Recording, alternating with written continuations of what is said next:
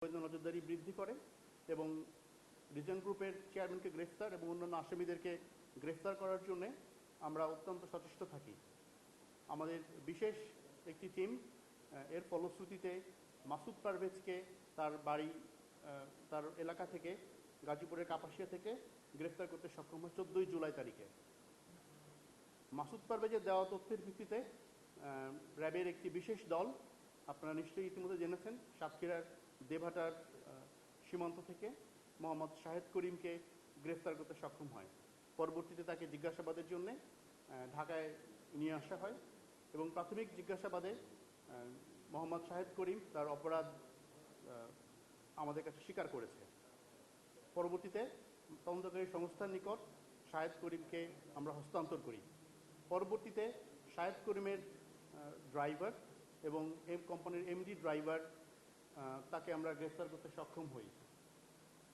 আপনারা নিশ্চয়ই জানেন, এর পরিপ্রেক্ষিতে 17 জুলাই তারিখে র্যাবের একটি সেবা লাইন আমরা চালু করি। মূলত আমাদের সেবা লাইনের উদ্দেশ্য ছিল যারা রিজেন্ট হাসপাতাল অথবা শাহেদ করিমের দ্বারা প্রতারিত হয়েছেন তাদেরকে বিভিন্ন আইনি পরামর্শ দেওয়া এবং বিভিন্ন রকম আইনি সহায়তা প্রদান করা।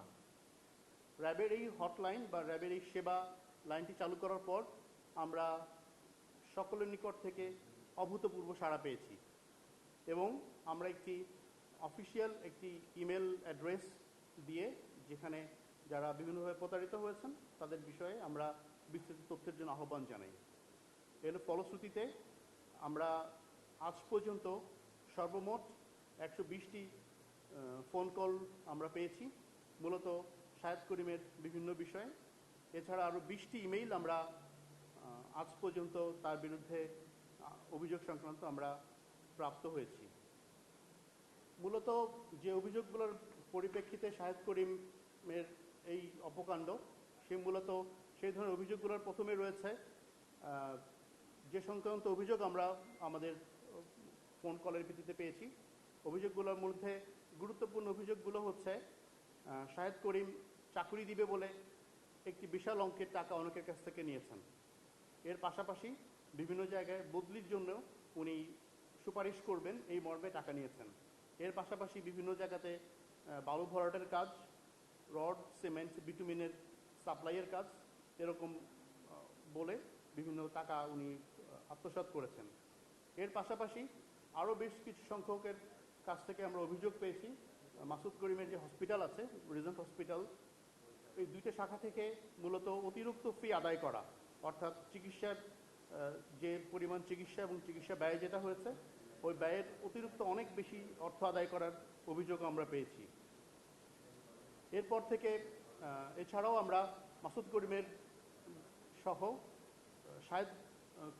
মাসুদ পারভেজ সহ শাহেদ করিমের বিরুদ্ধে আমরা বিভিন্ন সরকারি এবং বেসরকারি ব্যাংক থেকেও আমরা বিভিন্ন ধরনের অভিযোগ প্রাপ্ত হয়েছি। বিভিন্ন সরকারি ব্যাংক এবং বিভিন্ন ব্যক্তি মালিকানাধীন ব্যাংক থেকেও উনি যে টাকা নিয়েছেন অর্থাৎ লোন নিয়েছেন, লোনের সংক্রান্ত আমরা বিভিন্ন অভিযোগ পেয়েছি। এর পাশাপাশি যে সকল রিক্সা, ভ্যান আমরা, আপনারা নিশ্চয়ই জানেন, আমরা ভুয়া লাইসেন্স উনি দিতেন, তাদের কাছ থেকেও আমরা উল্লেখযোগ্য সংখ্যক অভিযোগ পেয়েছি। মাসুদ পারভেজ এবং শাহেদ করিমের অভিযোগের একটি অন্যতম অংশ বিদেশ থেকে আমাদের কাছে ফোন কল আসা, অর্থাৎ বিদেশি যারা বাংলাদেশি আছেন তারা কোনোভাবে মাসুদ পারভেজ এবং শাহেদ করিমের দ্বারা প্রতারণার শিকার হয়েছেন এই মর্মে আমাদেরকে অভিযোগ করেছেন। একটি তথ্য র্যাব আপনাদেরকে খুব পরিষ্কার করে জানাতে চাই, যে সকল ফোন কল আমরা পেয়েছি সকল ফোন কলের মূল বিষয়টি ছিল অর্থ, অর্থাৎ আর্থিক লেনদেন। শাহেদ করিম, আমরা আপাতত প্রাপ্ত তথ্যের ভিত্তিতে আমরা বলতে পারি শাহেদ করিম সাধারণ মানুষজন বা সাধারণ জনগণের কাছে আনুমানিক 10 কোটি টাকার মতো উনি প্রতারণা করেছেন এই মর্মে র্যাবের নিকট অভিযোগ আমরা পেয়েছি। আমাদের এই যে সেবামূলক হটলাইন এটি আরও কিছুদিন চলমান থাকবে। আপনারা ইতিমধ্যে জেনেছেন শাহেদ করিম বা রিজেন্ট হসপিটাল সংক্রান্ত মামলা তদন্তভার নেওয়ার জন্য র্যাব ইতিমধ্যে স্বরাষ্ট্র মন্ত্রণালয় পুলিশ অধিদপ্তরের মাধ্যমে আবেদন করেছে। আবেদনের পরিপ্রেক্ষিতে মামলাটি অনুমোদন সাপেক্ষে র্যাব তদন্ত করবে বলে আমরা আশাবাদ ব্যক্ত করছি।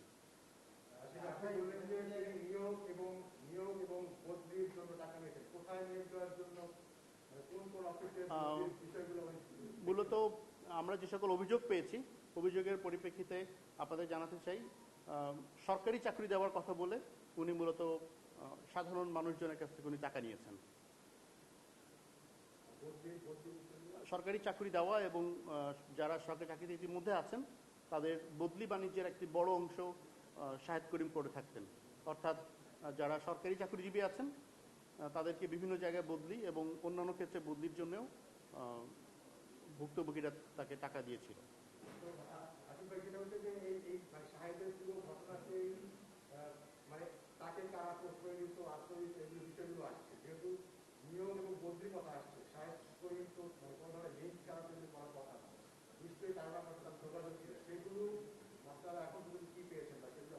জি, আপনি নিশ্চয়ই জানেন শাহেদ করিমকে র্যাব গ্রেফতার করে সকাল 5:10 পরবর্তীতে তাকে র্যাব দপ্তরে নিয়ে আসা হয় 9:30 এবং আপনারা আরও অবহিত আছেন যে ওই দিনই অর্থাৎ তাকে গ্রেফতারের দিনই আমরা তদন্তকারী সংস্থার নিকট তাকে আমরা হস্তান্তর করি।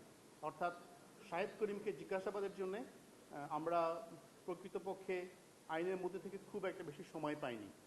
প্রাথমিক জিজ্ঞাসাবাদে সে যে তথ্য আমাদেরকে দিয়েছে সেটা আমরা আপনাদেরকে ইতিমধ্যে জানিয়েছি এবং বিস্তারিত তার কাছে পৃষ্ঠপোষক কারা আছে, কারা তার পেছনে অর্থ লগ্নি করতেন, এই বিষয়টি তদন্তকারী কর্মকর্তা দেখবেন বলে আমরা আশা করি।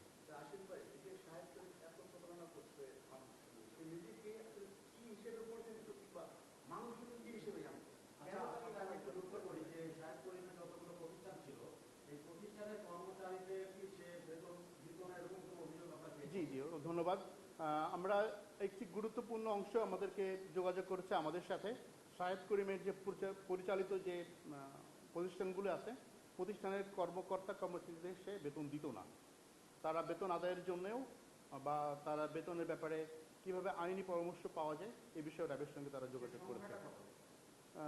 আমরা সব মিলিয়ে আমরা সংখ্যাটা আমরা যাচাই বাছাই করছি, একটি উল্লেখযোগ্য সংখ্যা।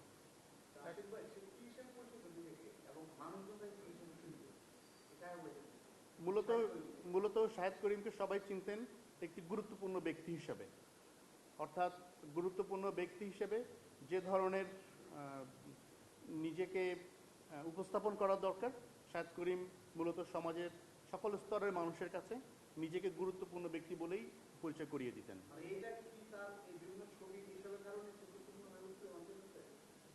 একটি বিষয় খুব স্পষ্ট করে জানা দরকার, যে কেউ যে কারোর সঙ্গে ছবি তুলতে পারে।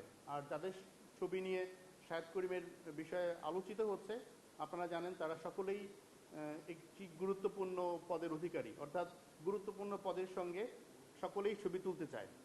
সুতরাং ছবি তোলাকে পুঁজি করে সে এটা করেছে এটা বলাটা ঠিক হবে না, বরঞ্চ তার সামগ্রিকভাবে সে নিজেকে উপস্থাপন করেছে।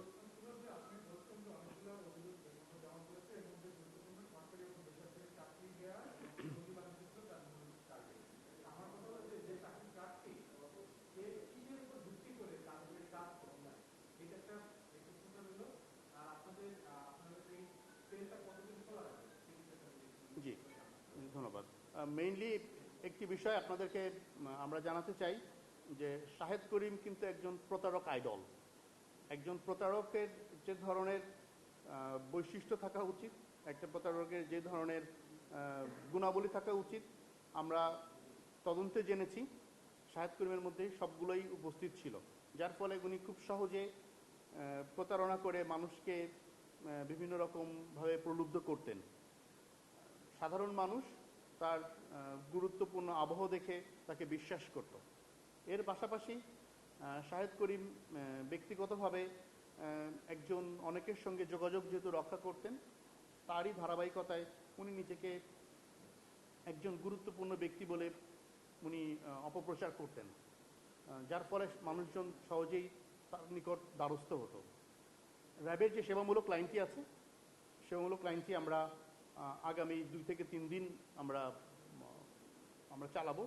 এরপর আমরা অনুরোধ করব অন্য কোনো অভিযোগ থাকলে তদন্তকারী সংস্থার নিকট যোগাযোগ করতে।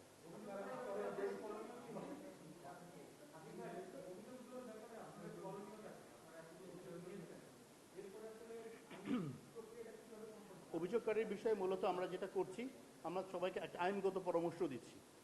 একটা বিষয় আপনাদেরকে জানিয়ে রাখি, র্যাবের আইনি সহায়তা দেওয়ার জন্যে মূলত আমরা এই হটলাইনটা খুলেছি। অর্থাৎ যাকে যে ধরনের আইনি সহায়তা দেওয়া প্রয়োজন, যদি কেউ মামলা করতে চান শাহেদ করিমের বিরুদ্ধে, তাহলে তাকে বিস্তারিত সহযোগিতা করা, অথবা যিনি মামলা করেছেন মামলা করার পরবর্তী ধাপগুলা বিষয়ে তাকে কিভাবে সহযোগিতা পরামর্শ দেওয়া যায়, এই কাজটি মূলত আমরা করছি।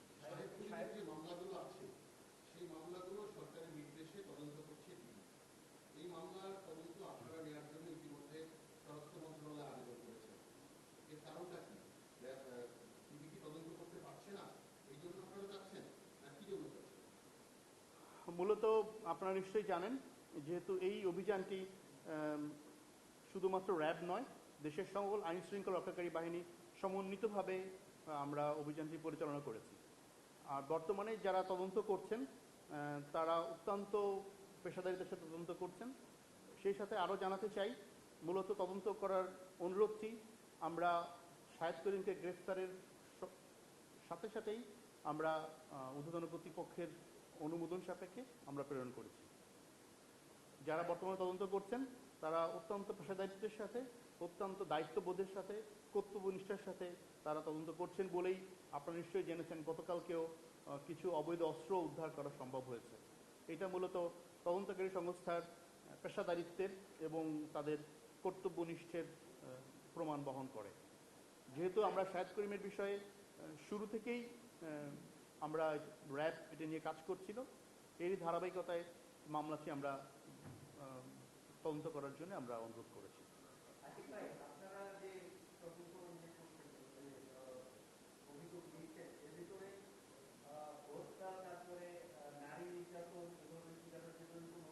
জি ধন্যবাদ।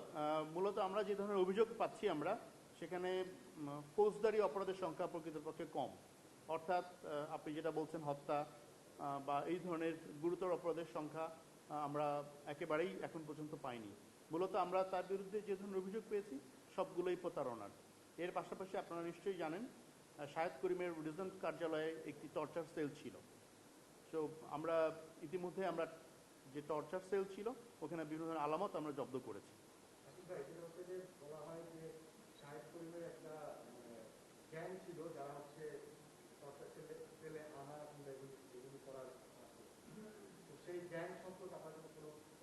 জি, আপনারা জানেন যে শাহেদ করিমের যে নিয়মিত মামলাটি আমরা রুজু করেছি উত্তরা পশ্চিম থানায়, মামলার সর্বমোট 17 জনকে আমরা আসামি করেছি।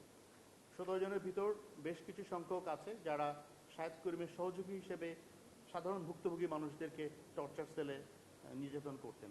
তাদেরকে আমরা ইতিমধ্যে আইনানুগ ব্যবস্থা গ্রহণ করেছি। তারা গ্রেফতার হলে বাকি বিস্তারিত জানতে পারবো।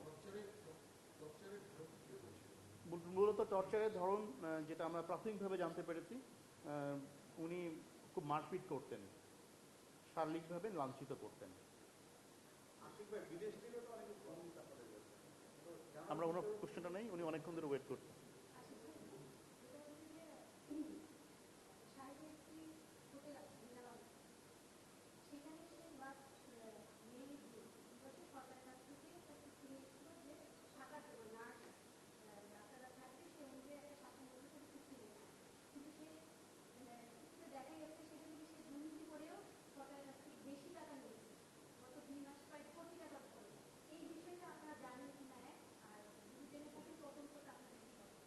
ধন্যবাদ।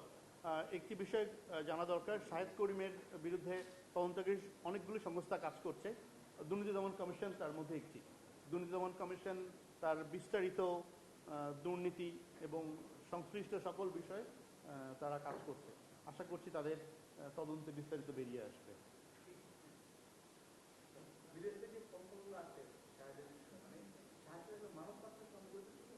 মূলত মানব পাচার আপনাকে আমরা জানিয়েছি, বিদেশে লোক পাঠানোর জন্য শাহেদ অনেকের কাছ থেকে টাকা নিয়েছে। যারা মূলত বিদেশ থেকে ফোন করছেন তাদের অভিযোগ আর্থিক প্রতারণার বিষয়ে, মানব পাচার সংক্রান্ত নয়। জি, অনেক ধন্যবাদ। Thank you.